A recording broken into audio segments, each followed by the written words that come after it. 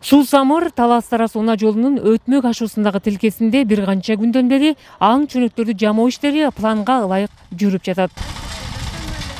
0 километрден 28 километрге чейин жол проблемный бузулуп кеткен.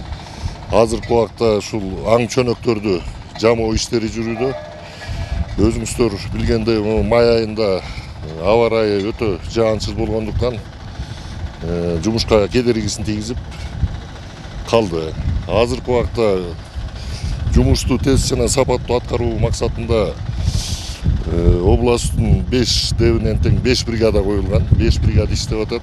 Жолчулардын айтымында өтмөктүн жолу 2005 жылы 4 категорияга киргизилип, бир гана катмар асфальт жаткырылган.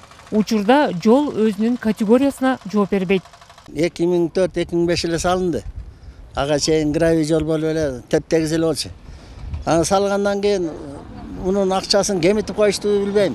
Бир эле сулай кылып туруп, эптеп, септеп, бүтүрүп кетишти. Мындай эле бир 5 сантиметр болсо, анан кийин 40 тонналык машиналар өтүп атса, күндүн ызыганда асфальт деген жумшарат. Анан кийин кетет ошодон жайылган боюнча ого өтө жукарып. Өтмөктөгү жолдун абалына айдоочулар дагы нааразы. Биринен буйтасаң, бирине чөзүң. Качантан бери ушинтип турат го дейм, уже канча жыл болуп калды. Жасап койсо жакшы болмок водительдердин баарын эле. Азыр келгичектел уже 1 сааттан ашык жол жүрдүм, ашып кетсе жарым саат жол жүрүш керек болчу айда. Элдер деле кыйналып атат.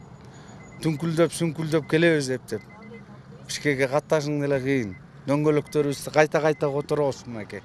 Ашуудан түшкөндөгү Ак Коргон айылынын аймагындагы жолдун айрым тилкелеринде биринчи катмар сүрүлдү. Каражат бөлүнсө асфальттоого даяр. Жалпы облус боюнча быйыл 30 километр аралык асфальтталат. Кудай буйруса биздики план боюнча быйыл 30 километр асфальт салабыз. Анын 16,7 километри бюджеттин эсебинен, 13 километри капиталдык салымдардын эсебинен. Бюджеттен кете турган каражат жалпы текущий баарына караганда 244 миллион сом болот да.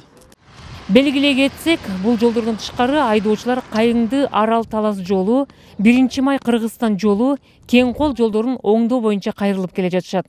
Ал эми облустун жол тармагы кум, шагыл менен тегиздеп туруу иштери жүрөрүн айтышты. Салика Сариева, Илхан Арсанбеков, Ала Тоо 24, Талас облусу.